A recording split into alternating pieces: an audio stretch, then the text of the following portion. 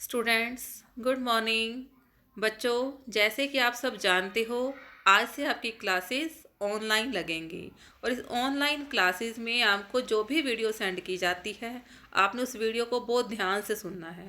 और इस वीडियो में जो भी आपको लर्निंग वर्क, रिटर्न वर्क दिया जाता है, उसको बहुत अच्छे से करना है। क्योंकि स्कूल टाइम में क्या होता है कि टाइम बहुत लिमिटेड सा होता है और आप अपनी राइटिंग इम्प्रूव नहीं कर पाते हो। तो आपके पास, अब घर पे हो, टाइम बहुत है आपके पास। आपको अगर रिटर्न वर्क में प्रॉब्लम है, राइटिंग में प्रॉब्लम है, तो आप इसमें इम्प्रूव करो। अगर लर्निंग वर्क में भी कुछ टॉपिक ऐसे होते हैं जो हमारे पास क्लास में टाइम कम होने की वजह से उसको हम अच्छे से नहीं कर पाते हैं, तो अब टाइम काफ़ी है आपके पास, उस टॉपिक पे आप ज़्यादा टाइम लगाएंगे। अब आपको सभी को पता है कि आपकी जो 8th क्लास है वो बोर्ड की हो चुकी है और अब बोर्ड की तरफ से आपका सिलेबस आ चुका है। अब सिलेबस के बारे में आपको बताऊंगी कि क्या क्या टॉपिक कितने कितने मार्क्स के आएंगे।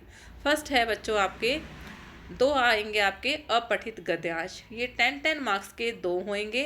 एक होएगा बहुविकल्पीय और दूसरा होएगा लघु उत्तरात्मक। इसमें जो एक गद्यांश है उसमें बहुविकल्पीय प्रश्न होंगे और दूसरे में होंगे लघु उत्तरात्मक। ये दो आएंगे 10-10 मार्क्स के। सेकंड कॉलम में देखो बच्चों, आपका ये 30 मार्क्स के 4 टॉपिक हैं। 30 मार्क्स में एक आएगा आपका पत्र, एक आएगा अनुच्छेद लेखन, आपकी बुक में ही है ये व्याकरण की, और थर्ड टॉपिक है आपका कहानी लेखन। ये कहानी आपकी कहीं से भी आ सकती है बच्चों। फोर्थ टॉपिक है आपका चित्र वर्णन। इसमें आपको एक चित्र दिया जाएगा, उससे रिलेटेड आपको कुछ लाइंस उस चित्र से रिलेटेड लिखनी होंगी। ये 4 टॉपिक हैं आपके, ठीक है। और थर्ड टॉपिक है आपका, इसमें ग्रामर के कुछ 14 टॉपिक्स दिए हुए हैं। वैसे ये टॉपिक सारे आपके क्लियर हो चुके हैं।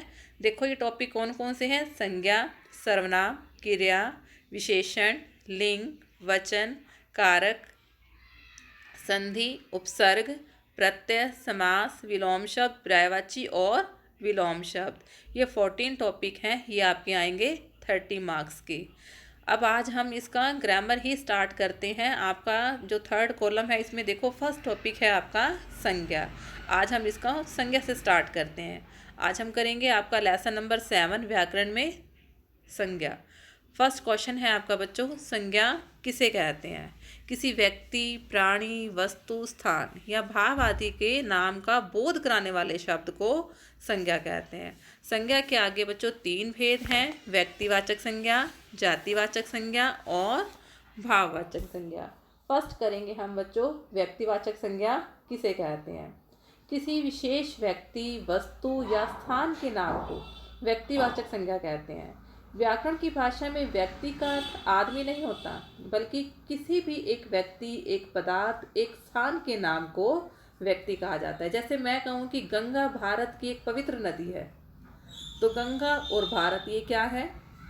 व्यक्तिवाचक संज्ञाएं हैं। यदि इस गंगा की जगह नदी का नाम दिया होता या भारत की जगह देश लिखा होता, मतलब कि गंगा की जगह नदी आ जाता और भारत की जगह देश आ जाता, तो क्या बन जाती? जातिवाचक संज्ञा, ठीक है। फिर नेक्स्ट है हमारा, जातिवाचक संज्ञा किसे कहते हैं? जिस शब्दों से किसी प्राणी, वस्तु, स्थान या संपूर्ण जाति का बोध हो उसे बोलते हैं जातिवाचक संज्ञा। जैसे मैं कहूँ कि मोर बाग में नाच रहा है, तो मोर से तो उसकी संपूर्ण जाति का बोध हो रहा है, तो ये क्या हो जाएगा? जातिवाचक संज्ञा। थर्ड है आपका बच्चों, भाववाचक संज्ञा किसे कहते हैं? जिन शब्दों से किसी व्यक्ति, प्राणी, वस्तु अथवा पदार्थ के गुण, दोष, दशा, अवस्था का बोध हो उसे बोलते हैं भाववाचक संज्ञा। इसके 3 पार्ट थे, ये तीनों आपके हो चुके हैं। आगे है बच्चों आपका भाववाचक संज्ञा की रचना। जैसे कि अब राष्ट्र है, राष्ट्र क्या है? ये है जातिवाचक संज्ञा। इसको हमने भाववाचक संज्ञा में कन्वर्ट करना है। राष्ट्र का बन जाएगा राष्ट्रीयता, मजदूर का बन जाएगा मजदूरी, माता का बन जाएगा मातृत्व। जैसे कि आगे है बच्चों, मीठा का मिठास, ईमानदार का ईमानदारी, काला का कालीमा। ऐसे कुछ वर्ड्स आपको दिए हुए हैं और आपने सभी इनको लर्न करना है। अब मैं आपको कुछ इसके क्वेश्चन आंसर और इसके बुक वर्क की पिक सेंड कर रही हूँ, सभी ने इसको ध्यान से करना है। वैसे आपके लिए कुछ नया नहीं है, क्योंकि आपकी क्लास में ये पहले भी 2 बार हो चुका है और लगभग सभी को आता भी है। तो सभी ने इसको बहुत ध्यान से करना है, पर ध्यान रखना कि राइटिंग आपकी साफ और सुंदर हो बच्चों। Thank you.